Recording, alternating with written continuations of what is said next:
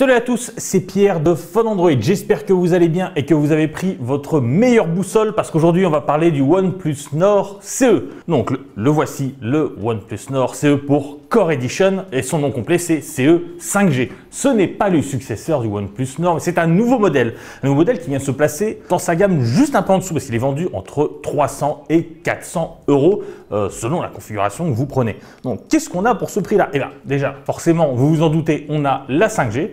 Donc ça, c'est pas forcément évident sur des téléphones à 300-400 euros. On a aussi un écran AMOLED. Et ouais, les écrans AMOLED qui commencent à être de plus en plus nombreux sur ce segment de prix. Et on a également quelques petites spécificités de OnePlus, comme par exemple OxygenOS ou alors la charge rapide.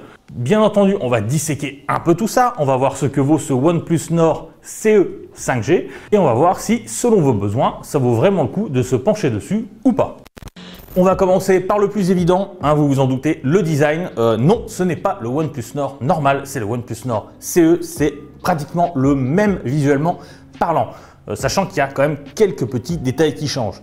Donc on a une coque soit en noir, soit en bleu turquoise. Blue Void, OnePlus appelle ça.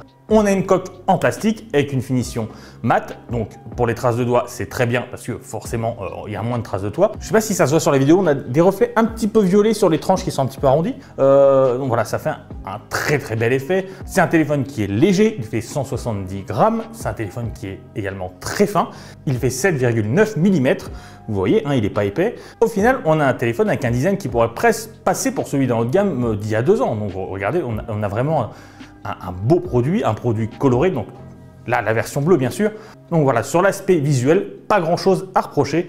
Par contre, il y a quelques petites choses quand même qui nous ont interpellés sur ce téléphone. Premièrement, si vous êtes un adepte de OnePlus, vous savez que le constructeur aime bien mettre un petit bouton silencieux en haut à droite de l'écran, un petit bouton coulissant à 3 niveaux pour la sonnerie, le vibreur et le silence.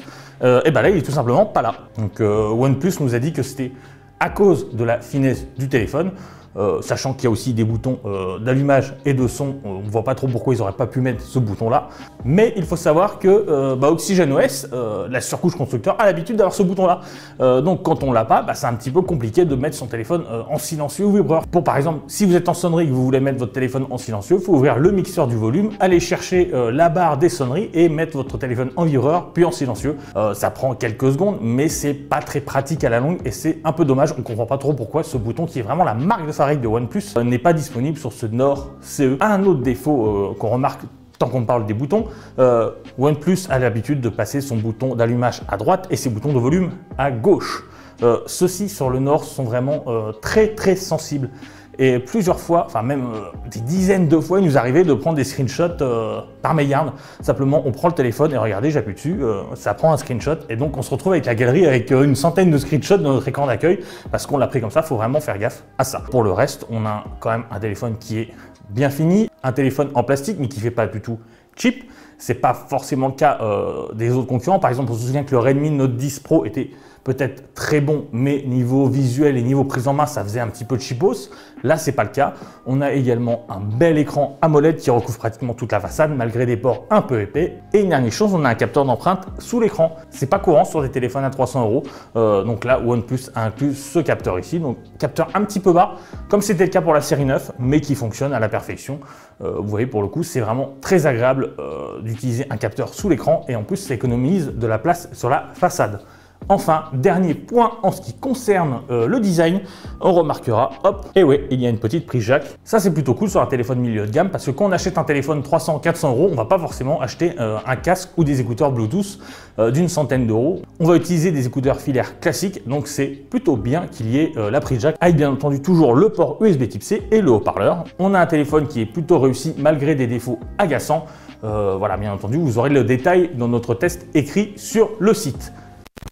Et maintenant, on va bien entendu passer à la partie écran. Écran AMOLED, on l'a dit, l'avantage de l'AMOLED par rapport à de l'IPS LCD classique, c'est vraiment une qualité d'image supérieure. On a un taux de contraste infini, donc ça veut dire qu'on a des noirs extrêmement profonds, des blancs extrêmement éclatants. Et pour le coup, quand on compare une dalle IPS et une dalle AMOLED côte à côte, on voit vraiment la différence. Commence à y en avoir des téléphones avec des dalles AMOLED, mais c'est pas encore la majorité. On est plus toujours sur de l'IPS. Donc on a une dalle Full HD+, de 6,4 pouces, donc c'est quand même assez grand. Et surtout, on a un taux de rafraîchissement de 90 Hz. C'est bien entendu moins bien que du 120 Hz, mais la différence entre le 90 et le 100 Hz, pour un œil qui est un peu profane, pour le coup, elle n'est pas énorme. Alors que la différence entre 60 et 90 Hz, là, on voit vraiment une amélioration nette. Forcément, on a un taux de rafraîchissement beaucoup plus élevé, donc on a un confort visuel qui est supérieur, notamment dans le défilement des menus par exemple. Dans le cas où on passe d'une dalle 120 ou 90 Hz à une dalle 60 Hz, bon, on a l'impression que tout est un petit peu plus lent. On a bien entendu passé cet écran sous une sonde pour voir un petit peu ce qu'il valait. Alors écoutez, on ne va pas faire du suspense inutile, c'est très bien. On a plusieurs modes de couleur. On a un mode personnalisé, un mode vif et un mode naturel. Le mode vif, lui, il fait péter les couleurs. Donc lorsque vous démarrez votre téléphone et que vous arrivez sur la page d'accueil, tout de suite, forcément, il y a les rouges sont fluo, les jaunes sont fluo, les bleus sont pétants. Donc voilà, c'est vraiment agréable d'utiliser votre téléphone. Mais le mode naturel, vous pouvez aller voir nos données dans le test. Le mode naturel est extrêmement respectueux des couleurs avec un delta E inférieur à 2.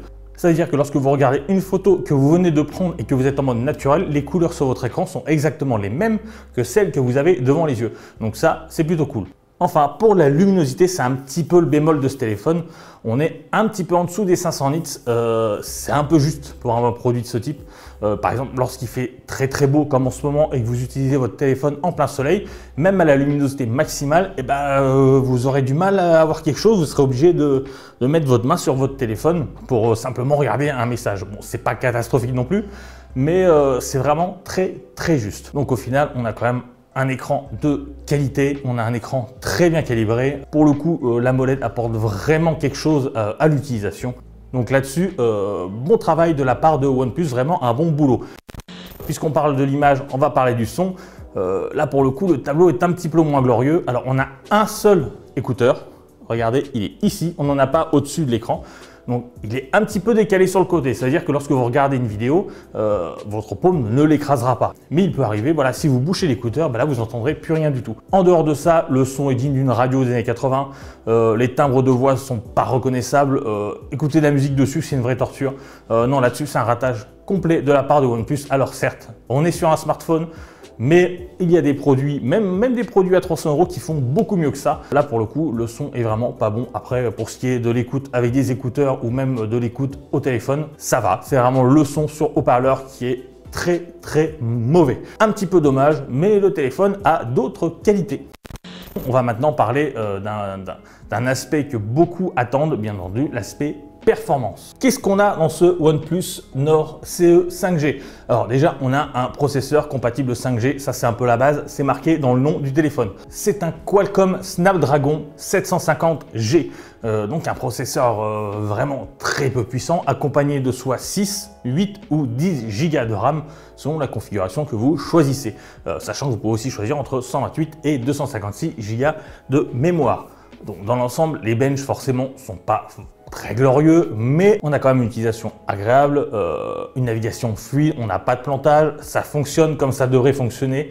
Donc là-dessus, on n'a pas vraiment en fait de reproches à lui faire, mais c'est vrai qu'avec un tel processeur si peu puissant, il peut vieillir plus rapidement que prévu. Dans 2 ans, c'est pas sûr que ce soit aussi fluide par exemple. Après, sachez que vous ne pourrez pas non plus faire des choses incroyables avec votre téléphone. Par exemple, on a installé Genshin Impact dessus, le jeu le plus puissant du Play Store, qu'on aime bien tester justement sur tous les téléphones. Alors, si vous mettez les graphismes en faible, le jeu tourne à 30 FPS de manière fluide. Par contre, si vous commencez un petit peu à toucher aux options, vous avez des baisses de framerate, et si vous voulez vraiment aller plus loin, le jeu devient complètement injouable. Donc voilà, c'est un téléphone qui est fait pour une utilisation de tous les jours, ça fonctionne bien, c'est plutôt fluide, ça ne crache pas, mais c'est pas un téléphone performant, c'est pas un téléphone de gamer. Après, pour l'OS, on a toujours Android 11 avec OxygenOS 11. Si vous regardez souvent nos vidéos, vous savez que nous trouvons pour notre part que c'est la meilleure surcouche constructeur du marché. Un petit exemple comme ça, les applications constructeurs font tout pour avoir les boutons en bas à droite de l'écran, donc vous pouvez les atteindre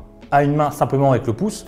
Donc ça, c'est plutôt cool. Après, voilà, ça dépend du goût, mais nous, on aime beaucoup OxygenOS, surtout que OnePlus est très attentif au retour de sa communauté. Donc voilà, c'est vraiment un gros point fort pour le OnePlus Nord CE. Les adeptes de OnePlus savent que OxygenOS, c'est la meilleure surcouche du marché. Les autres le découvriront s'ils passent sur OnePlus, mais pour le coup, c'est vraiment un atout de poids pour ce téléphone. On va passer maintenant à la partie photo. Donc, vous avez peut-être vu la news, OnePlus a passé un contrat avec Hasselblad pour concevoir ces modules photo, mais cela ne concerne seulement que ces hauts de gamme, donc la série 9 pour l'instant, le OnePlus 9 et le OnePlus 9 Pro.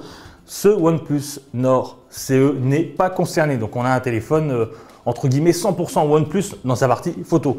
Et on sait que le constructeur n'a jamais été un cadre en termes de photographie. Donc là, vous voyez, on a un module donc avec 3 capteurs, donc un capteur principal de 64 mégapixels, et oui, un capteur ultra grand angle de 8 mégapixels, et en renfort, un capteur monochrome de 2 mégapixels. Donc qu'est-ce qu'on peut dire de cet appareil photo? Alors écoutez, ça va, c'est passable, mais c'est pas non plus la folie. On a un capteur principal qui a vraiment du mal à gérer la luminosité.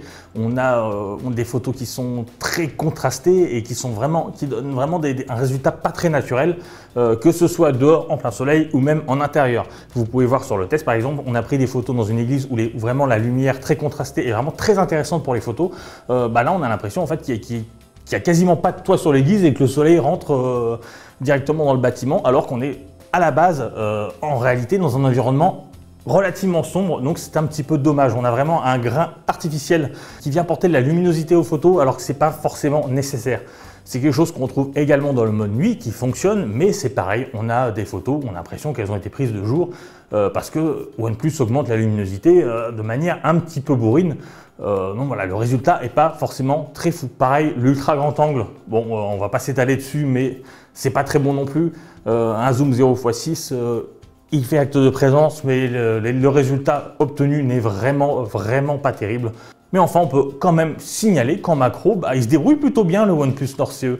Pour les photos, les gros plans, franchement, ça va. On a un appareil photo un petit peu déséquilibré, mais c'est pas non plus la catastrophe absolue. On n'est pas sur le Giga 7, le Lidl Phone. Je ne sais pas si vous vous souvenez de la qualité photo. On avait fait une précédente vidéo, c'était absolument lamentable. Si vous voulez un téléphone qui prend des bonnes photos à moins de 400 €, vaut mieux aller, et oui, on en parle encore, du Redmi Note 10 Pro qui pour le coup a vraiment un module photo qui est presque celui d'un haut de gamme. Mais le point fort du OnePlus Nord CE ne réside pas dans son module photo. Pour le coup, on a vraiment un appareil photo correct qui fait le boulot. Après, en vidéo, on peut quand même signaler qu'il peut filmer à 4K et 30 fps ou 1080p, 60 fps, ça dépend de vos goûts, ça dépend de vos besoins. Donc voilà, si vous cherchez un bon photophone à moins de 400 €, c'est pas celui-ci qu'il faut prendre. Il a d'autres atouts, mais la photo n'en fait pas partie.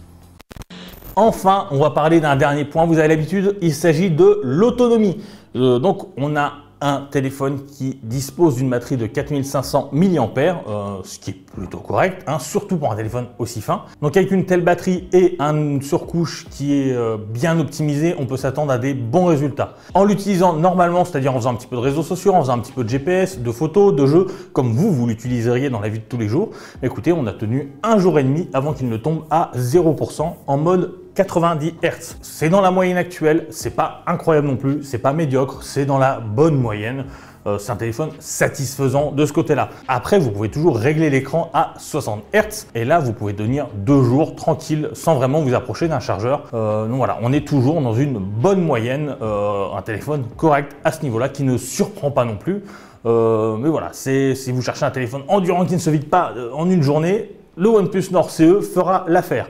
Enfin, il faut signaler que OnePlus inclut son chargeur dans sa boîte. Et oui, il faut le dire maintenant parce que ce n'est pas tous les constructeurs qui le font. Donc, on a toujours, hop, OnePlus oblige, le chargeur Warp Drive, donc le chargeur rapide made in OnePlus, donc avec toujours ce design blanc et rouge habituel.